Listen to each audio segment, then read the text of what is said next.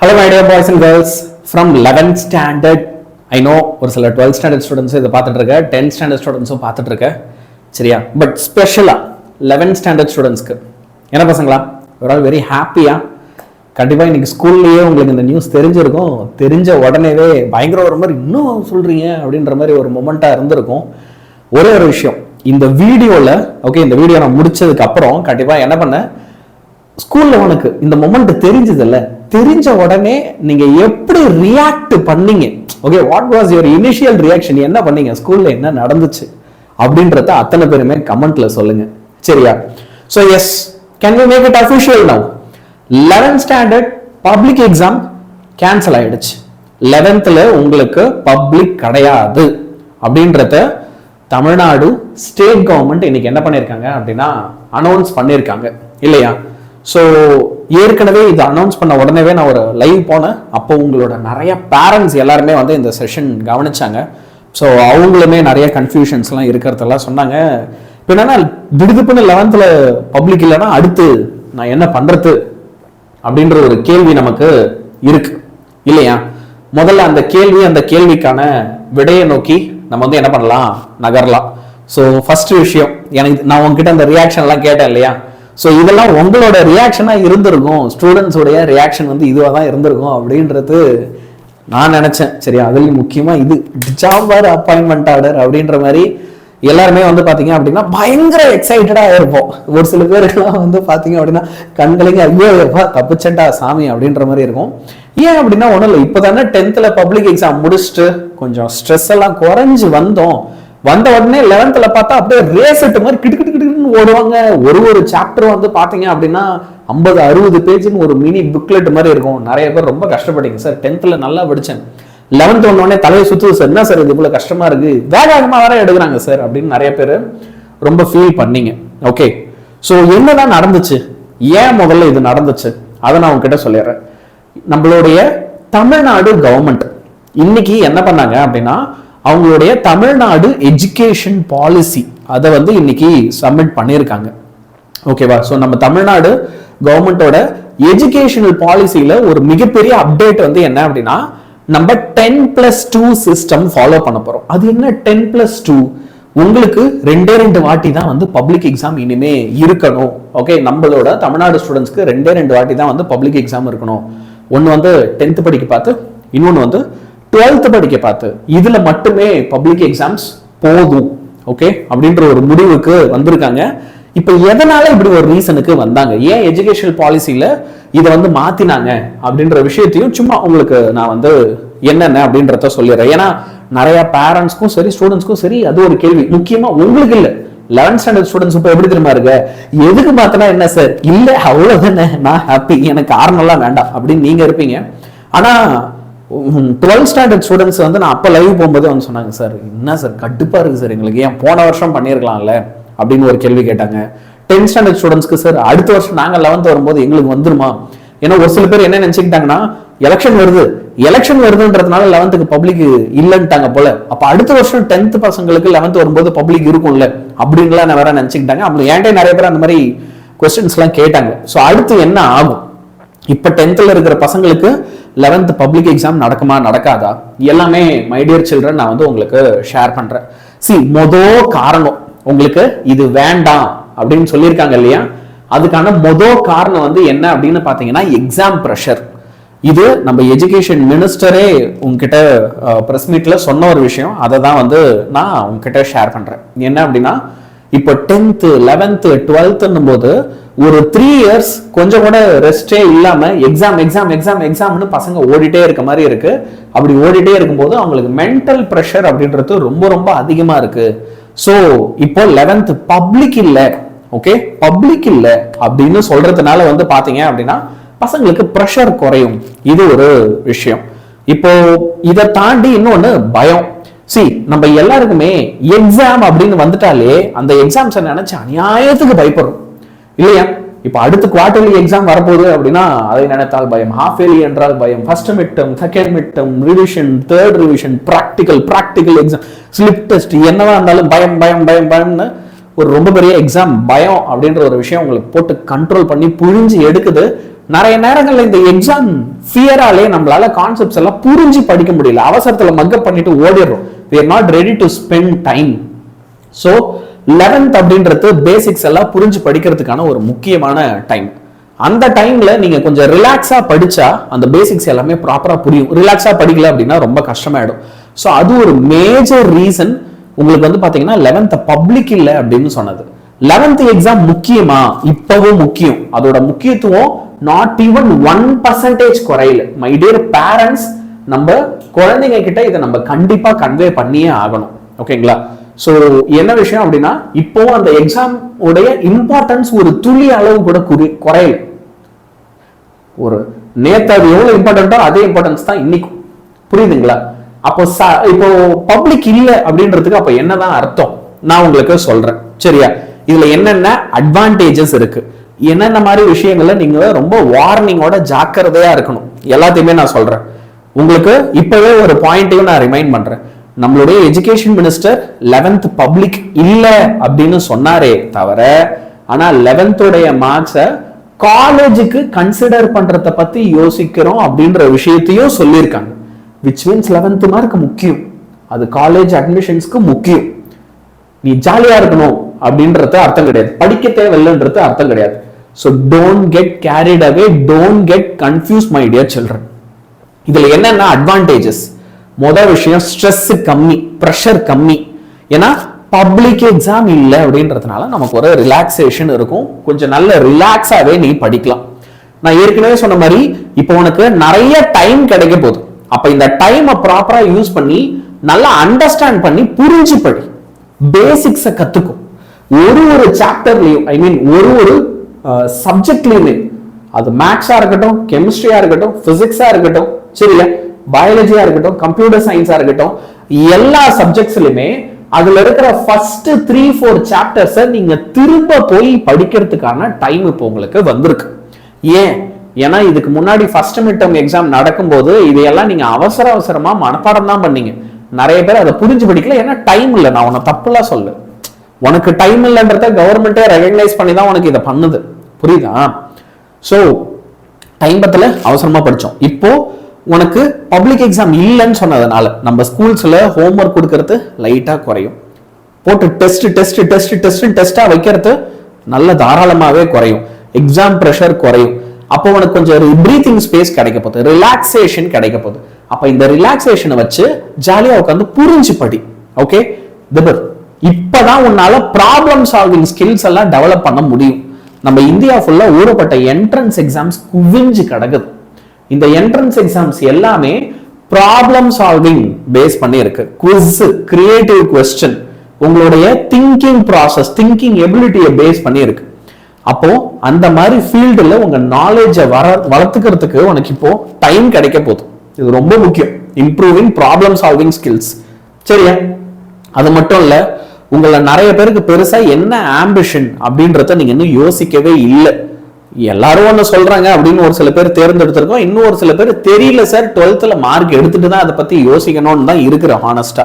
ஏன்னா உங்ககிட்ட தான் நான் உங்க லைக் ஆம்பிஷன் என்னென்னலாம் கேட்டு வாங்கினேன். நிறைய பேர் என்கிட்ட சொன்னது என்ன, நோ ஐடியா சார், தெரியல, மார்க்கை வச்சுதான்.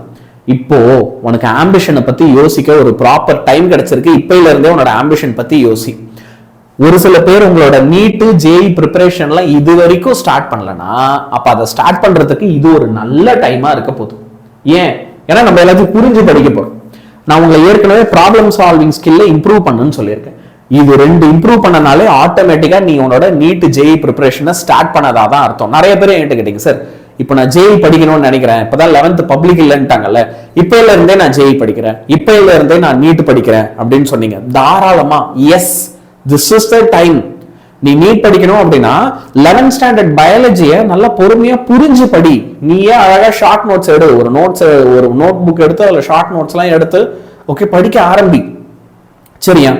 நீ உன்னுடைய நீட் ப்ரிப்பரேஷனை ஜேஇனா அப்ப ப்ராப்ளம் சால்விங் ஸ்கில்ஸை டெவலப் பண்ணணும். மேக்ஸ், அப்ப மேக்ஸோட ப்ரிப்பரேஷன், இது எல்லாத்தையும் ஸ்டார்ட் பண்றதுக்கான நேரம் வந்தாச்சு. இப்போ ஒரு சில முக்கியமான விஷயம் சொல்றேன், ஒரு ரொம்ப பெரிய வார்னிங். அந்த வார்னிங் என்ன தெரியுமா? இதெல்லாம் அட்வான்டேஜ், இதெல்லாம் நல்லது. ஒரு சில வார்னிங்லாம் சொல்றேன், என்னென்ன தப்பு நடக்க சான்சஸ் இருக்கு. மை டியர் பேரண்ட்ஸ், முக்கியமா நம்ம இதை தெரிஞ்சுக்கணும். ஏன்னா நம்ம கொஞ்சம் ரிலாக்ஸா இருந்தோம்னா குழந்தைங்க இந்த இடத்துல தான் தவறிடுவாங்க.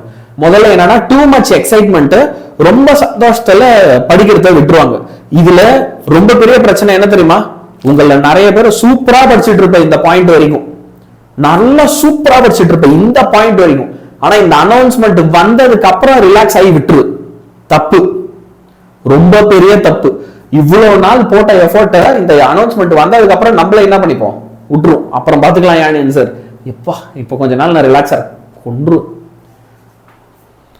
ஓகேவா, ரிலாக்ஸா இரு, நான் வேண்டான்னு சொல்ல. ஓகேவா, அதுக்குன்னு நான் ஒரு நாளைக்கு தூங்காம கொள்ளாம படிச்சுட்டு இருந்தேன் சார். ஒரு நாளைக்கு நான் 2 மணி நேரம் தான் தூங்குவேன், 3 மணி நேரம் தான் தூங்குவேன், மீதி நேரம் ஃபுல்லா படிப்பனே இருந்தேன். சரி ஓகே, ப்ராப்பரா தூங்கு, 6 மணி நேரம் தூங்கு, 6.5 மணி நேரம் தூங்கு. ஆனா இன்டென்சிட்டிய அப்படியே டிராப் பண்ணாத, திரும்ப அந்த இன்டென்சிட்டியை கொண்டு வரதுன்றதுக்கு ரொம்ப கஷ்டம். இந்த அப்புறம் பார்த்துக்கலாம்னு யோசிக்கிறது, 11th போர்ஷனை நம்ம படிக்கவே வேணாம், ஸ்ட்ரெயிட்டா 12th போய் பார்த்துக்கலாம் நினைக்கிறது. இப்பவே அனௌன்ஸ்மெண்ட் பண்ணிட்டாங்கல்ல, நிறைய பேர் கேட்டாங்க சார் நான் இன்னையில இருந்தே 12th படிக்க ஆரம்பிக்கவா, இன்னையில இருந்தே இப்பவே நான் தமிழ் இங்கிலீஷ் படிச்சு முடிச்சிடுறேன், மெயின் சப்ஜெக்ட்ஸ் கட்டா சப்ஜெக்ட்லாம் நான் 12th போய் பார்த்துக்கிறேன். இது 12th போர்ஷன். இப்பவே நான் ஒரு விஷயம் சொல்றேன், நீ 11th போர்ஷனை ஒழுங்கா படிக்கல அப்படின்னா 12th நம்மளால ஒழுங்கா படிக்க முடியாது. திரும்ப திரும்ப உங்ககிட்ட நான் இதை ரிப்பீட் பண்றேன், எத்தனை வாட்டி வேணா சொல்றதுக்கு நான் ரெடி. 11th நம்ம அண்டர்ஸ்டாண்ட் பண்ணி படிச்சா மட்டும்தான் 12th 200 கட் ஆஃப் வரும், 12th 600 அவுட் ஆஃப் 600 எடுக்க முடியும். ஓகே, நீங்க 11th போர்ஷனை ஸ்கிப் பண்ணிட்டீங்க அப்படின்னாலே 12th ரொம்ப கஷ்டம். 11th தான் 12th பேசிக்ஸ். இது முக்கியமா பிசிக்ஸ், கெமிஸ்ட்ரி, மேத்ஸ்க்கு அப்படியே பொருந்தும். பிசிக்ஸ், கெமிஸ்ட்ரி, மேத்ஸ்ல 11th இல்லாம 12th ஒண்ணுமே பண்ண முடியாது. மேத்ஸ் எல்லாம் கண்ணகட்டி காட்டுல விட்ட மாதிரி இருக்கும். கால்குலஸ் இருக்குல்ல, கால்குலஸ்ல நீ இங்க தான் படிக்கிற. சோ இப்பவே நீ ஒன்னும் 12th ஸ்டார்ட் பண்ண வேண்டாம். முதல்ல 11th போர்ஷனை எல்லாருமே ஒழுங்கா படி, நல்லா படி. இதுக்காக எந்த ஒரு விஷயமும் இவ்வளவு நாள் நம்ம பிளான் பண்ணதை நிறுத்த வேண்டாம். Follow the plan as it is. 11th பப்ளிக்ன்ற மாதிரியே படி, ஆனா கொஞ்சம் ரிலாக்ஸா சைட் பை சைட் மத்த ஸ்கில்ஸ் புரிஞ்சு படி, ப்ராப்ளம் சால்விங் ஸ்கில்ஸ் அண்டர்ஸ்டாண்ட் பண்ணு. ஓகே, இப்பவே காலேஜ் பத்தி யோசிக்காம இருக்காத. You should start thinking about your college. ஓகேவா, நான் என்ன மாதிரி காலேஜுக்கு போகணும்னு ஆசைப்படுறேன், அந்த காலேஜ்ல எனக்கு என்னென்ன கோர்சஸ் இருக்கு. ஓகே, அப்போ அந்த காலேஜுக்கு போகணும்னா ஏதாவது என்ட்ரன்ஸ் எக்ஸாம் இருக்கா, எவ்வளவு மார்க் எடுத்தவங்களுக்கு அந்த காலேஜ்ல இவங்க அட்மிஷன்ஸ் தராங்க. இது எல்லாத்த பத்தியும் நீ என்ன செய்ய ஆரம்பிக்கணும் அப்படின்னா யோசிக்க ஆரம்பிக்கணும். இது எல்லாத்தையுமே நீ இம்ப்ளிமெண்ட் பண்ண ஆரம்பிக்கணும். சோ 11th ஏன் இம்பார்ட்டன்ட் அப்படின்றத புரிஞ்சுக்கும். நான் உன்கிட்ட சொன்னது எல்லாத்தையும் அழகா ஒரு சம்மரி பண்ணிடுறேன். 11th தான் 12th பேசிக்ஸ். கால்குலஸ், மேத்ஸ்ல கால்குலஸ் நீ 11th கத்துக்கிறதோட கண்டினியூவேஷன் தான் உனக்கு 12th வரும். நிறைய பேர் கால்குலஸ் கஷ்டம்னு நினைப்பேன், கரெக்ட் தான். 11th நீ ஒழுங்கா படிக்கலாம்னா 12th கால்குலஸ் வரவே வராது. புரியுதா, இது எக்ஸாம்ல வராது, இல்ல சால்வ் பண்ண வராது. புரியுதா, ஜாகிரதை. ஓகே, எல்லா என்ட்ரன்ஸ் எக்ஸாமும், இந்தியாவில் இருக்கிற எல்லா என்ட்ரன்ஸ் எக்ஸாமும் 11th போர்ஷனை சேர்த்து தான் இருக்கு. எல்லாத்துலயுமே 11th போர்ஷன்ஸ் இருக்கு. சோ 11th போர்ஷன் இல்லாம இந்தியாவில் இருக்கிற எந்த ஒரு என்ட்ரன்ஸ் எக்ஸாமும் நீ எழுதவே முடியாது. சரியா, அப்போ என்ன சார் என்னோட ஸ்டடி பிளான் இப்ப எப்படி இருக்கணும், என்னோட ஒரு புது அப்டேட்டட் ஸ்டடி பிளான் எப்படி இருக்கணும். இப்பவும் என்ன ஆனாலும் சரி, ஒரு நாளைக்கு 3 மணி நேரம் நீங்க கண்டிப்பா படிக்கணும். Self study, daily 3 hours of self study அப்படின்றது ரொம்ப ரொம்ப அவசியம். சரியா, இப்ப இதுல இருந்து என்ன பண்ணுங்க, நீட், ஜேஇ மாதிரி எக்ஸாம்ஸ்க்கு இன்னும் கொஞ்சம் எக்ஸ்ட்ராவா டைம் ஸ்பெண்ட் பண்ணுங்க. முடிஞ்ச அளவுக்கு ஒரு நாளைக்கு ஒரு 1.5 மணி நேரம் பயாலஜி படி. 11th புக், நம்ம ஸ்டேட் போர்டு புக்ல இருக்கிற பயாலஜியை நல்லா படி. நம்மளோட 11th 12th புக், 11th புக்ஸ்ல இருக்கிற ப்ராப்ளம் படி, சால்வ் பண்ணி பாரு ப்ராப்ளம் எடுத்து. புரியுதா, example problem, exercise problem solve பண்ணி பாரு. மேத்ஸ்ல இருக்கிற ப்ராப்ளம்ஸ் ப்ராப்பரா சால்வ் பண்ணி பாரு. நிறைய பேர் என்ன தெரியுமா புரிஞ்சுக்க மாட்டேன், நம்ம ஸ்டேட் போர்டு புக்கை நல்லா படிச்சாலே நீட், ஜேஇ நல்லா பண்ண முடியும். ஆனா என்ன பிரச்சனை, நமக்கு மேத்ஸ்ல இருக்கிற சம்மு கூட நிறைய பேருக்கு மனப்படமா தானே தெரியுது. இதுக்கு முன்னாடி சரி 11th பப்ளிக் எப்படியோ மார்க் எடுத்து ஆகணும், மனப்பாடம் பண்ணாலும் பரவாயில்ல படிச்சிரு, நான் கூட உன்னை விட்டேன். ஆனா இப்பதான் நமக்கு டைம் இருக்குடா, இப்பதான் 11th மார்க் பப்ளிக் இல்லைன்னு சொல்லிட்டாங்கல்ல. அப்ப நீ கொஞ்சம் ரிலாக்ஸா படி, புரிஞ்சுக்கோ ஒவ்வொரு சம்மும். ஓகே, உனக்கு ஏற்கனவே கொடுத்த மாதிரி ஊறப்பட்ட ஹோம்ஒர்க் ஸ்கூல்ல இருக்குது. நிறைய பேர் கம்ப்ளைண்ட் பண்ணல, சார் 5 மணி நேரம் ஹோம்ஒர்க் இருக்கு சார், எப்படி சார். இப்போ ஹோம்ஒர்க் குறையும், ஏன்னா ஸ்கூல்லேயே அவங்களுக்கு தெரியும் உன்னை இவ்வளவு ப்ரெஷர் பண்ண தேவையில்லை, நீ 12th ரெடி ஆகணும்ட்டு. அப்ப அந்த டைமை யூஸ் பண்ணி நீட் ஜேஇக்கு ப்ரிப்பேர் பண்ணு. நீட் ஜேஇ கூட விட்டுரு, VIT Vellore institute of technology என்ன பண்றாங்க, விட்டி அப்படின்னு ஒரு எக்ஸாம் கண்டக்ட் பண்றாங்க. அந்த எக்ஸாம் கிளியர் பண்ணனா அவங்க காலேஜ்ல நீ கம்மியான ஃபீஸ்ல போய் படிக்கலாம். தெரியுமா? அமிர்தா கோயம்புத்தூர்ல இருக்கு பாரு, அவங்க ஏட்ரிபிள்னு ஒரு என்ட்ரன்ஸ் எக்ஸாம் கண்டக்ட் பண்றாங்க. நீ இன்ஜினியரிங் படிக்கணும், அவங்க எக்ஸாம் எழுதி கிளியர் பண்றாங்கன்னா ஸ்காலர்ஷிப், ஃபுல் ஸ்காலர்ஷிப்போட அவங்க கிட்ட போய் நீ படிக்கலாம். எஸ்ஆர்எம்ஜேன்னு ஒரு எக்ஸாம் கண்டக்ட் பண்றாங்க. சியூஇடி, நீ இந்தியாவில் இருக்கிற எல்லா ஆர்ட்ஸ் அண்ட் சயின்ஸ் காலேஜ்லயும் சேரணும், சயின்ஸ் குரூப் எடுத்து படிக்கணும் காலேஜ்ல அப்படின்னா சியூஇடி அப்படின்னு ஒரு என்ட்ரன்ஸ் எக்ஸாம் இருக்கு. இது கிளியர் பண்ணி இதுல டாப் ஸ்கோர் பண்ணா இந்தியாவில் இருக்க மிகச்சிறந்த யூனிவர்சிட்டிஸ் இந்தியா ஃபுல்லா, இது எல்லாத்துலயுமே உனக்கு சீட்டு கிடைக்க சான்சஸ் இருக்கு. என்டிஏ இருக்கு, ஐகார் இருக்கு, அக்ரிகல்ச்சர் பத்தி நீ படிக்கணும்னு நினைக்கிறேன்னா ஐகார் இருக்கு, ஐகாருக்கு ப்ரிப்பேர் பண்ணலாம். இது எல்லாமே 11th போர்ஷனை பேஸ் பண்ணது. உன்னோட 12th ஸ்டாண்டர்ட்ல ஸ்டேட் போர்ட்ல வர 11th போர்ஷன்ஸை பேஸ் பண்ணதுதான் இது எல்லாமே. இது எல்லாத்துக்குமே நீ இப்பையில இருந்தே புரிஞ்சு படிக்கலாம். 11th போர்ஷனையே புரிஞ்சு படி. இப்பவே உன்னோட ட்ரீம் காலேஜ் என்னன்றத முடிவு பண்ணு. நான் ஒரு பேச்சுக்கு விட்டியில படிக்கணும்னு ஆசைப்படுறேன், நான் வந்து அண்ணா யூனிவர்சிட்டியில சிஜி கேம்பஸ், கிண்டியில இருக்க சிஜி கேம்பஸ்ல தான் படிக்கணும், இல்ல எனக்கு எம்ஐடி மெட்ராஸ் இன்ஸ்டிடியூட் ஆஃப் டெக்னாலஜில நான் படிக்கணும், தமிழ்நாட்டில் இருக்கிற பெஸ்ட் இன்ஜினியரிங் காலேஜஸ்ல ஒன்று அதுல நான் படிக்கணும், இல்ல நான் ஐஐடியில படிக்கணும், என்ஐடியில படிக்கணும், திருச்சியில ஆசைப்படு, ஐஐடி மெட்ராஸ்ல படிக்கணும்னு ஆசைப்படு, அதை ஃபிக்ஸ் பண்ணிக்கோ. அதுக்காக இப்பையில இருந்து உழைக்க ஆரம்பி, கண்டிப்பா உன்னால ஜெயிக்க முடியும். சரியா?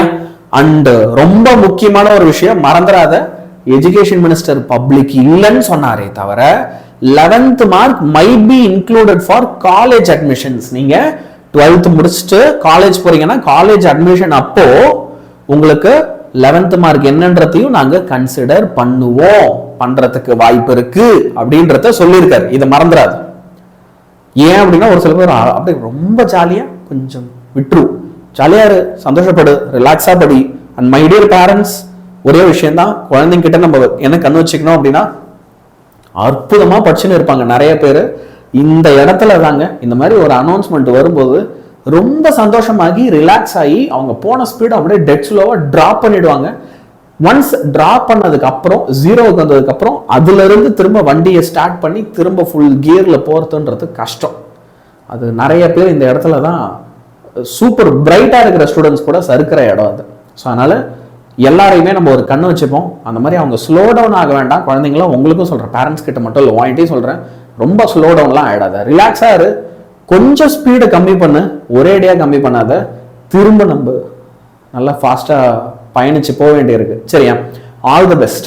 அண்ட் இதை பத்தி இன்னும் நிறைய அப்டேட்டோட வர நம்ம எஜுகேஷன் பாலிசியில நிறைய மேஜர் அப்டேட்ஸ் எல்லாம் பண்ணியிருக்காங்க. ஒவ்வொரு அப்டேட்டும் என்ன, நீ 12th வரும்போது உனக்கு இதுல என்னென்ன பெனிஃபிட்ஸ் இருக்கு, புது எஜுகேஷன் பாலிசியால என்னென்ன நல்லதெல்லாம் அடுத்தடுத்து நடக்க போகுது, இதுல ஏதாவது டிஸ்அட்வான்டேஜ் இருக்கா, எல்லாத்தையுமே நான் உனக்கு டிஸ்கஸ் பண்ணி சொல்றேன். அதுக்கேற்ற மாதிரி நம்ம பிளான் பண்ணி சூப்பரா படிக்க ஆரம்பிப்போம். சரியா? அடுத்து செஷன்ல மீட் பண்றேன், டீச்சிங் செஷன்ல. ஸ்பீட்லாம் கம்மி பண்ணக்கூடாது, இப்படியே படிக்கணும். சரியா? பாய்.